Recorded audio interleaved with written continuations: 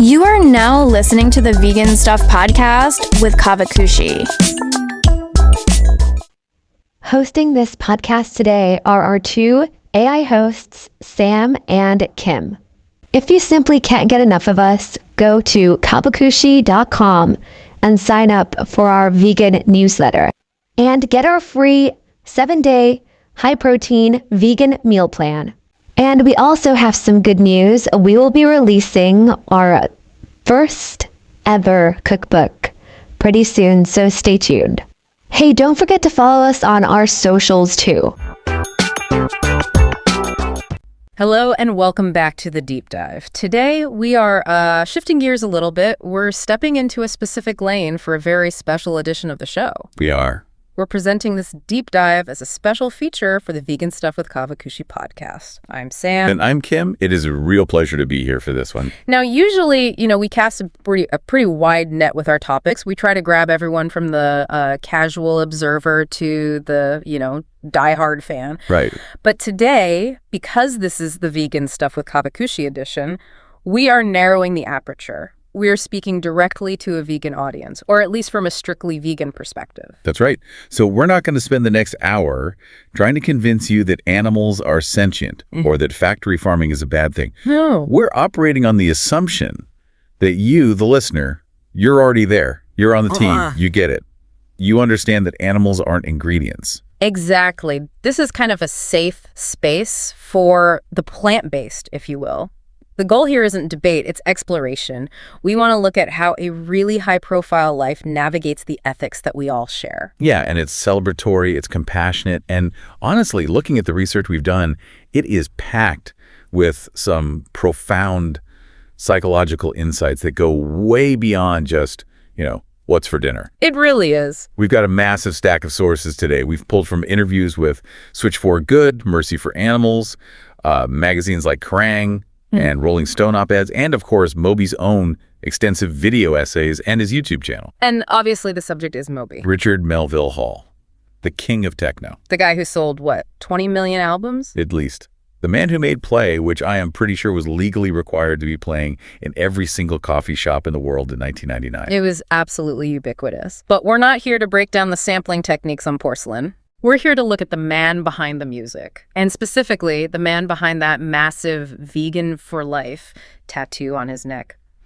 We're talking about someone who's been in the trenches of animal rights activism for over 30 years. Which is, in the timeline of the modern vegan movement, that makes him an elder statesman. When he started, the landscape was completely different. A true pioneer.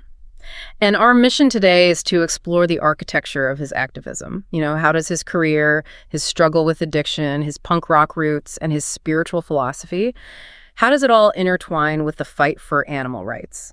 This isn't just a biography. It's a case study in how to live ethically in a world that often feels, pretty indifferent. So grab your green juice, or, as we're about to find out, your vegan junk food. Because apparently Moby is very partial to a donut.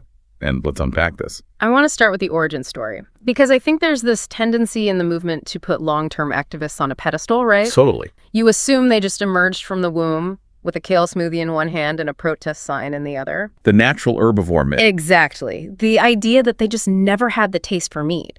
But when you look at Moby's childhood in the 1970s, that whole narrative just falls apart immediately. He was the opposite of a natural herbivore. Oh, he really was.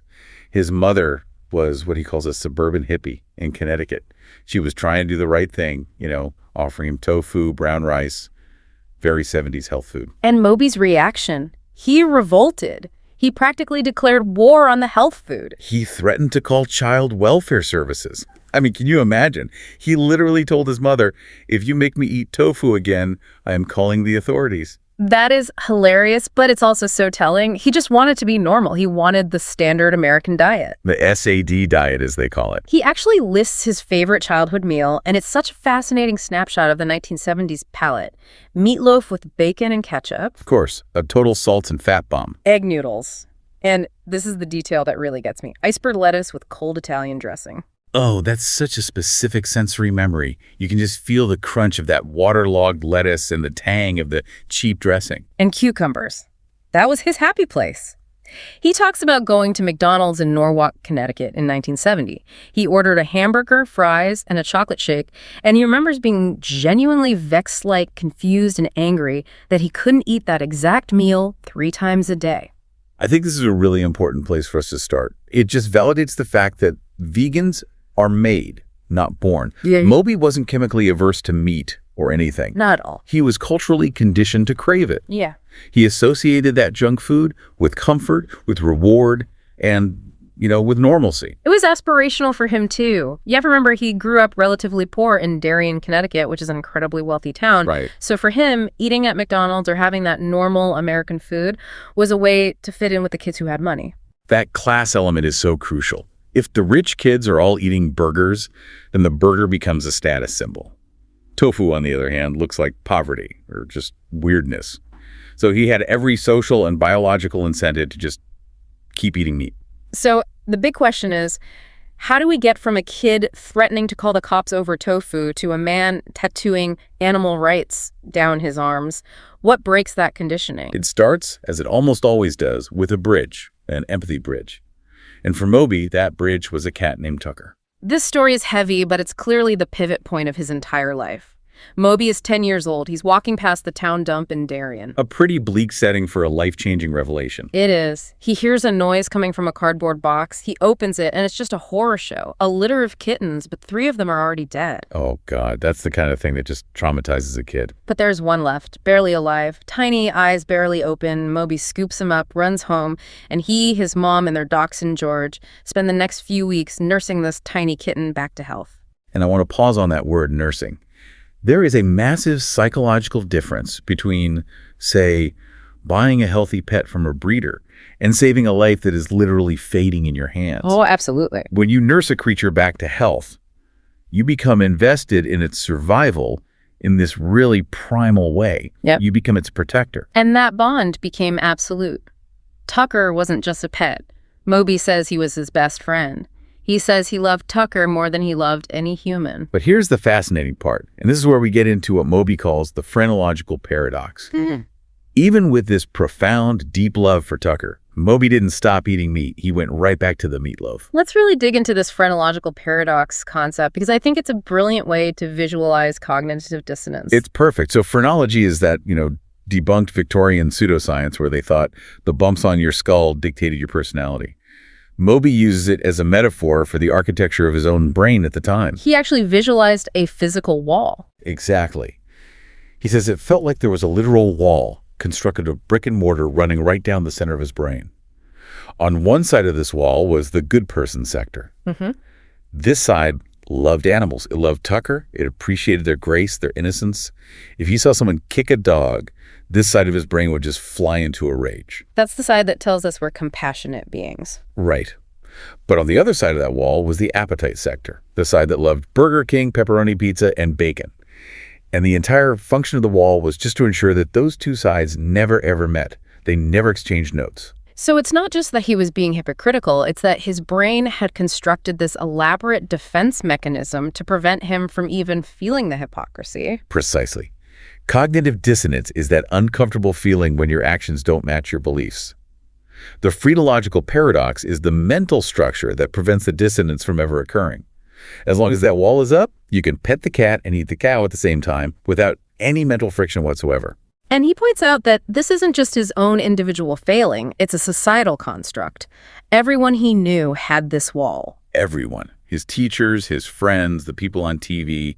And if everyone has the wall, you don't even know it's there. You just think it's reality. Until 1984, the year the wall came tumbling down. He was 19 years old. It was a quiet moment. He was just sitting on the suburban couch in Darien, petting Tucker. The cat was purring. And suddenly the logic just clicked. It wasn't some complex philosophical argument he read in a book. It was simple transitivity. That's it. The logic was, I love this cat. I would do anything to protect him. I would literally take a bullet for this cat. He has 4 legs, 2 eyes, a brain, and a central nervous system. He has a rich emotional life. And then he's looking at the invisible cow on his plate. Right. A cow has 4 legs, 2 eyes, a brain, and a central nervous system. A cow has a rich emotional life. So if I wouldn't eat Tucker, if the very idea of eating Tucker is abhorrent and frankly psychopathic, why on earth am I eating the cow? That's the moment the files get transferred from one side of the brain to the other. The food file for the cow gets dragged and dropped into the sentient being folder. And once that transfer happens, you can't move it back. That's the thing about the wall coming down. You can't unknow it. He realized he just couldn't, in good conscience, be involved in causing suffering to a being that was essentially the same as his best friend. So he went vegetarian in 1984, but that wasn't the end of the journey. No, not at all. And we have to remember the context here. In the mid-'80s, vegetarianism was already considered completely radical. Oh, yeah. Being a vegetarian was the punchline of jokes. Moby thought he had reached the moral finish line. He thought, okay, I'm not killing them. I'm good. But then he picked up a book that changed everything all over again. Diet for a New America by John Robbins. A truly seminal text. Yeah. And we have to appreciate the incredible irony of the author. It is the greatest irony in all of vegan history. John Robbins was the heir to the Baskin-Robbins ice cream empire. He was set to inherit this massive fortune built entirely on dairy. And he walked away from all of it to write a book exposing the unbelievable cruelty of the dairy and meat industries. You really couldn't write that script any better. Moby read that book in 1987. And it just shattered his vegetarian complacency. He learned that the dairy and egg industries weren't just these benign side hustles to the meat industry. In many ways, they were actually crueler. Because the animal has to live longer in those conditions. Exactly. A cow raised for beef is killed relatively young. A dairy cow is forcibly impregnated, has her baby stolen from her, is milked until she collapses, and then she's killed. The suffering is prolonged for years. Moby realized that by eating cheese, he was still funding torture. So November 1987, he goes full vegan. And we really need to paint a picture of what 1987 was like. Because for our younger listeners, or for people who went vegan in the era of the Impossible Whopper, this is basically unimaginable. There was no Happy Cow app to find a restaurant. There were maybe, and this is Moby's own estimation, 5 vegan restaurants in the entire world. He was living in New York City, the center of the universe, and he didn't know a single other vegan. Not one. That isolation must have been so intense. You walk into a grocery store and 99% of the items are off limits, and there's just no one you can ask for advice. He spent his time in libraries. Seriously, reading books on animal agriculture, ecology, nutrition. He had to basically become a scholar of his own diet because there was no social support system. He was arming himself with facts because he knew he would be challenged every single time he sat down to eat a meal. That research phase is really interesting because it connects so directly to his musical subculture. Before he was the techno god, Moby was a punk rocker. The Vatican Commandos. I just love that name. It's iconic. But this punk background is so essential to understanding his veganism. I think people see Moby now, soft-spoken, glasses, tea drinker, and they assume he came from some gentle folk background. But no, he came from hardcore. He tells us one story about a tour in 1982 that just perfectly encapsulates the glamour of the hardcore scene. The tour. 20 kids piled into a single van, driving 12 hours straight from Connecticut to Akron, Ohio. To play a stadium, I assume. To play in a pizza parlor. Amazing. And they stayed at a squat, but specifically a vegan punk squat. Now, this is 1982. Moby is still eating meatloaf. These punk kids in Akron offer him dinner. It's a big pot of lentils. And Moby, the suburban kid who dreams of McDonald's, just looks at this pot of brown sludge and is completely baffled. He had no frame of reference for a lentil. He just rejected it. He and his drummer friend were like, no thanks, weirdos. We're going to find some real food. They walked to a Burger King or McDonald's. And the universe immediately punished them for it. Oh, immediate retribution. They got terrible food poisoning. They were sick in the van for the rest of the entire tour. That is the universe screaming at you, eat the lentils. Eat the lentils. But beyond that funny anecdote, Moby has a really compelling theory about why punk and veganism became such tight bedfellows, while other genres like, say, metal didn't. Yeah, let's dig into this theory because on the surface, metal seems aggressive and dark, and punk seems aggressive and dark. Why did one embrace compassion and the other sort of stay carnistic? Moby argues it all comes down to economics and the insider versus outsider dynamic. Metal, by the mid-'80s, was extremely commercially viable. You could be in Mötley Crüe or Metallica and be fabulously rich. You could have a private jet. So you're part of the establishment at that point. You have a vested interest in maintaining the status quo. Exactly. Rock stars were the new aristocracy. Right. But punk, hardcore, there was zero money in it. Moby says your best case scenario is playing to 100 kids in a VFW hall for gas money. So if there's no commercial incentive, You are totally free. You don't have to worry about alienating a sponsor because you don't have one. You don't have to worry about the radio playing your song because they never, ever will. it creates a kind of purity of purpose. It does. Metal was often about fantasy. Dragons, devils, partying, excess. It was escapism. Punk was about confronting reality. It was political. It was about questioning authority, whether it was the government, the church, or the food system. So if your music is already screaming about nuclear war and social injustice, looking at what's happening in the slaughterhouse is the next logical step. Precisely. It's about ethical consistency. Moby talks about the Prana health food store in New York.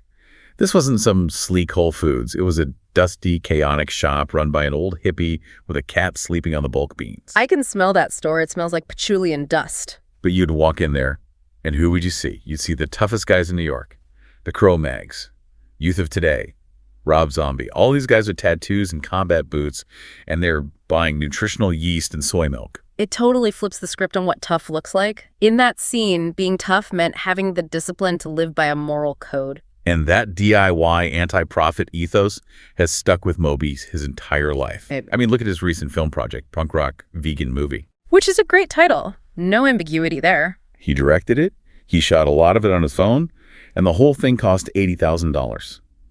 In Hollywood terms, that is the catering budget for one day. And the opening scene is just delightful absurdity. It's Moby playing chess with his dog, Bagel, while explaining the history of punk rock. So charming. But the distribution strategy is the real punk move here. He gave it away for free on YouTube. No paywall, no ads, no licensing deal. Why? Because he believes very strongly that you cannot monetize activism without corrupting it. That's a really strong stance to take. He says the moment you try to sell the message, you start making compromises. You start asking, well, will this scene alienate our target demographic? Is this too graphic for the advertisers? By taking money out of the equation completely, the message remains pure. He's willing to lose $80,000 to ensure the truth isn't diluted. It's the difference between making a product and making a manifesto. Did you know we have a vegan search engine, a vegan forum, a vegan newsletter, and so much more coming soon? So why not check us out at Caavakushi.com. So let's bridge that gap to his massive fame. Because Moby didn't stay in the punk squat, he became one of the biggest pop stars on the entire planet. Play sold 12 million copies. He was just everywhere. But before Play, in 1996, he released an album called Animal Rights. Which was, a commercial suicide mission. He put essays about animal rights on the CD sleeve. He pivoted back to this abrasive guitar rock. He alienated a lot of his electronic fans. It just shows that he was always willing to torch his own career for the cause. But then Play happens, and he's suddenly incredibly wealthy and famous. We have to talk about the tension there, because the electronic music scene, the rave scene, it's not exactly known for its sobriety and ethical rigor. It's hedonistic. It is, and Moby fell right into that trap. We have to be honest about the dark days. He's very open about this. He talks about his long battle with addiction to alcohol and drugs. He describes his mindset during the peak of his fame as the Daffy Duck syndrome. I love this analogy. It's from that Looney Tunes cartoon where Daffy Duck finds the treasure cave, and he's just jumping up and down screaming, mine, mine, mine, mine. It's pure, unadulterated ego. Pure ego, pure entitlement. Moby thought that if he could just consume enough booze, enough drugs, enough praise, he would finally be happy. He was trying to fill a void with external things. But the paradox of hedonism kicked in. It didn't work. He says he did these things thousands of times, and every single time they made him sick, depressed, and anxious. But he kept doing them. Which is the definition of addiction, doing the same thing over and over, expecting a different result. It was a cycle of misery. And in 2008, he finally hit a wall and got sober. And he says that sobriety left him with a complete blank slate. Because when you remove the addiction, the thing that was organizing your entire day, figuring out where to get the next drink, you're left with this massive vacuum. You are. You basically have to rebuild your personality from the ground up. He had to ask himself, what actually makes me happy? Not what should make me happy, or what society says makes a rock star happy, what makes Richard happy. And the answer was not parties and accolades. No. He came up with what he calls the big three: creativity, nature, and animals. That's a very grounding list. It's a list that points outward, not inward. Creativity is about making something. Nature is about being part of something bigger. Animals are about connecting with something pure. It was the total antithesis of the mindset. There's a story from his early sobriety that I find really moving. He calls it the bathroom graffiti moment. Oh, this is pure synchronicity. It's amazing. He was in New York. He was very early in his recovery. He was bored, lonely, and feeling that old itch. The danger zone. He was walking toward a bar. He was fully planning to relapse. He wanted to numb the boredom, but he stopped into a bathroom first. And there, scrawled in gold marker on the wall, was a message. Trust your struggle. Trust your struggle. It just stopped him cold. He took it as a direct message from the universe. He didn't go to the bar. He went home. It's such a powerful phrase. It reframes the pain. The struggle isn't a punishment. It's a process. It's leading you somewhere. And for Moby, it led him to this much deeper spiritual connection with the natural world. And this brings us to a really fascinating and slightly darker philosophical theory he holds. We talked about the phrenological paradox. Now we need to talk about his broken species theory. This is where we get into the theology of Moby. It sounds pretty intense. It is. Moby looks at animals like Tucker or the rats his dad used to rescue from labs, and he sees them as existing in a state of grace. What does he mean by grace in this context? He means they're innocent. They are exactly as nature intended them to be. A cat doesn't have an ego crisis. A dog isn't plotting revenge or worrying about its stock portfolio. They are just present. They're connected to the divine flow of life. They're uncorrupted. Exactly. But humans? He views humans as a broken species. We have separated ourselves from that state of grace. We've developed these massive neocortexes that allow us to build cities and symphonies, but also allow us to build slaughterhouses and nuclear bombs. We're the only species that can choose to be cruel. A lion isn't being cruel when it eats a gazelle, it's just hungry. But a human raising a pig in a tiny crate, that is calculated. That's the distinction. We have the capacity for malice. He says we are confused, violent, and unpredictable. Moby says growing up, his household was chaotic. There was fighting, drinking, but the animals were always consistent. They were the anchor in the chaos. So when we hurt animals, Moby sees it as the broken species attacking the innocent species. We are taking our own damage and inflicting it on beings that are in a state of grace. It's not just a physical violation, it's a spiritual violation. It's like vandalizing a church. that is a profound way to frame it. It moves veganism from a dietary choice to a spiritual imperative. You stop eating animals not just to save them, but to stop participating in the desecration of innocence. And I think that spiritual framing is what sustains him now. Because you just look at the horror of it all, you burn out. But if you see it as a spiritual battle, you can keep going. But he wasn't always the zen about it, right? Oh God, no. Early Moby, the newly vegan Moby, was a firebrand. He admits this freely. He says he was absolutely insufferable. He was the angry vegan archetype. He wanted to throw fake blood on people wearing fur.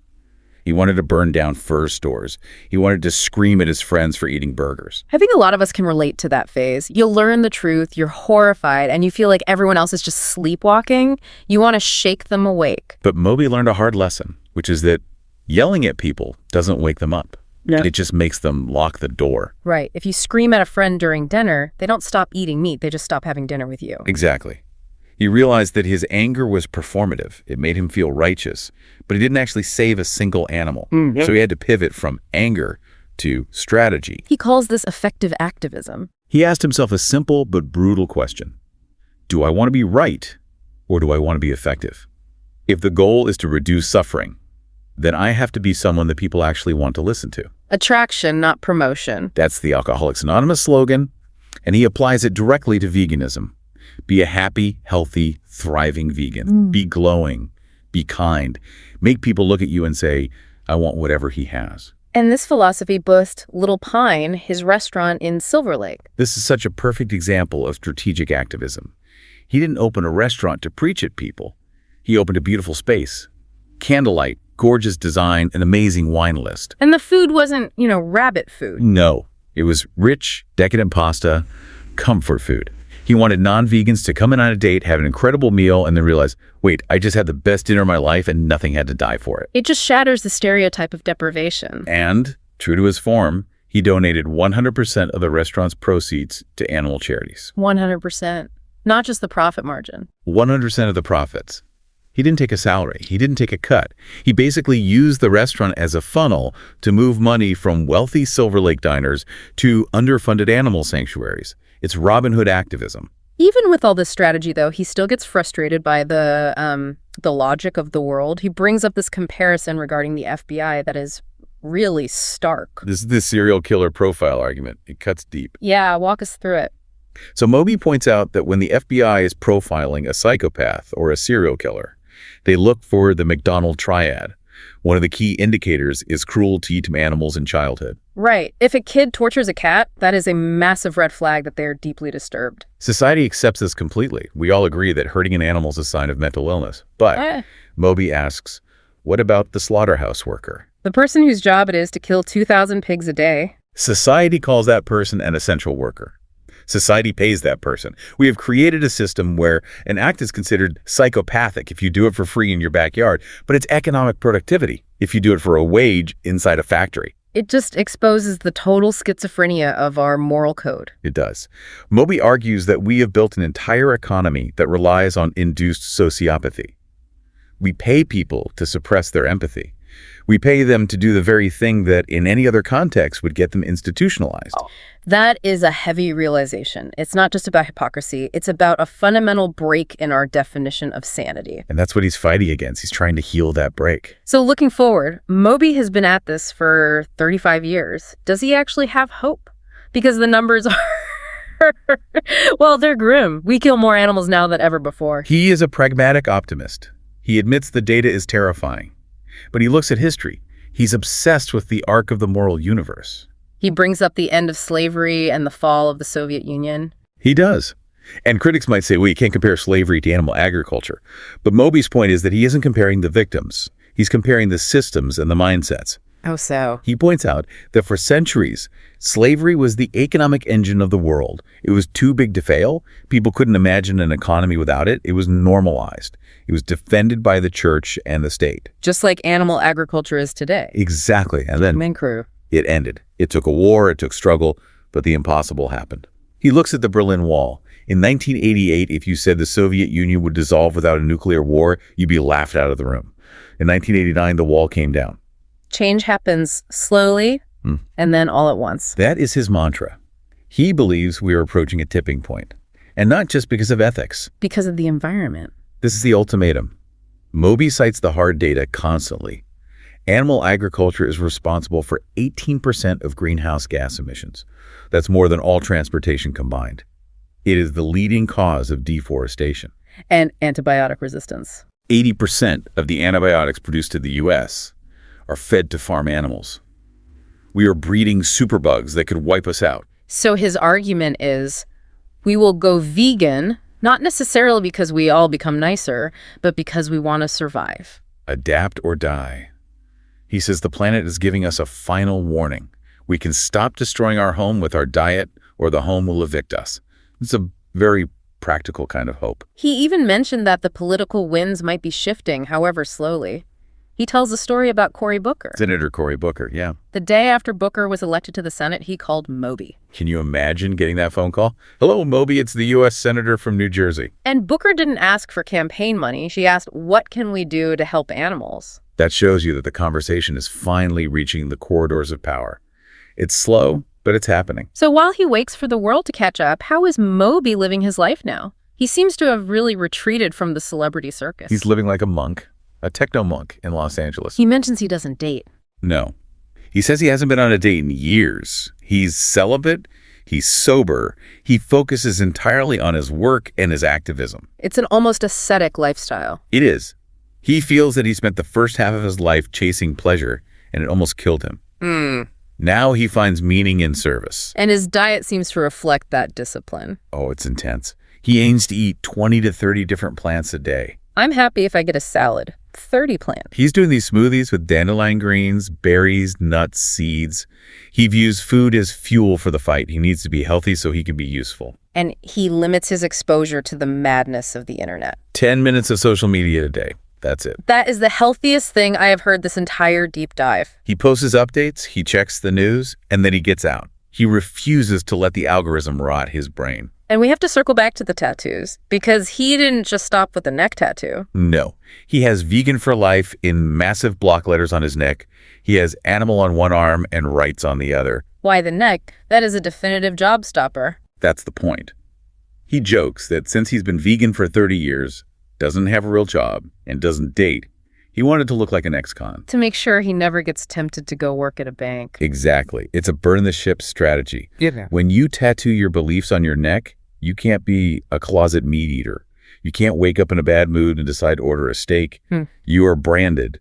It keeps him accountable to his own identity. It's a permanent protest. His body is a billboard. It is. As we wrap up this deep dive, I want to leave our listeners with Moby's answer to a classic question. The last meal question. I love this because it's so unexpected for a guy who owned a restaurant. Right. If you asked me, I'd probably say some elaborate lasagna or pizza. But Moby was asked, if the world was ending, what would be his last meal? And he said, 1 perfect walnut and 1 perfect organic orange. Not a dish, just 2 ingredients from the earth. But listen to his reasoning. It's beautiful. He says he would choose them because they are miracles. Unpack that. He talks about holding a walnut and just realizing the insane complexity of it. The shell, the nut inside.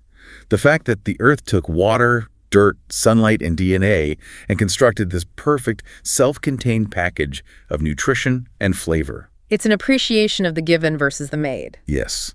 A Beyond Burger is made, a walnut is given. He wants to go out appreciating the magic of nature itself without any human interference. It's a moment of pure gratitude. And that really sums him up, doesn't it? For all the noise, the techno, the controversy. Underneath it all, he's just a guy who is awestruck by the natural world and wants to stop us from destroying it. He's the monk in the hoodie eating a walnut trying to save the world. So what's the takeaway for us, for the listeners of Vegan Stuff with Caavakushi? I think the takeaway is trust your struggle. Moby has been laughed at. He's been ignored. He's been the only vegan in the room for decades. But he just kept going. And he used whatever tool he had at his disposal. When he had music, he used music. When he had money, he used money. When he had a camera, he made a movie. He didn't wait for the perfect moment or the perfect plan. He just threw everything he had at the wall. And that's what we have to do. We don't have to be famous. We just have to use what we have. And maybe, just maybe, try to eat 30 plants today.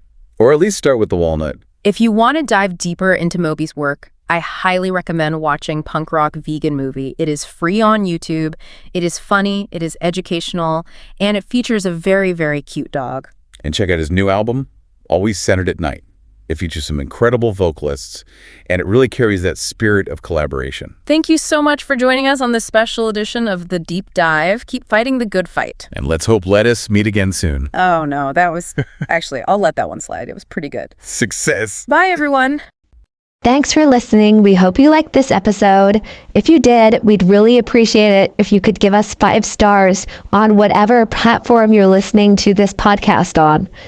Also, we would be so appreciative if you could just share this episode or this podcast with all your friends and family who are vegans or vegan friendly. We're also really excited because we are going to be launching something really cool pretty soon on the site, so keep an eye out for that. And we will see you really soon with a new episode.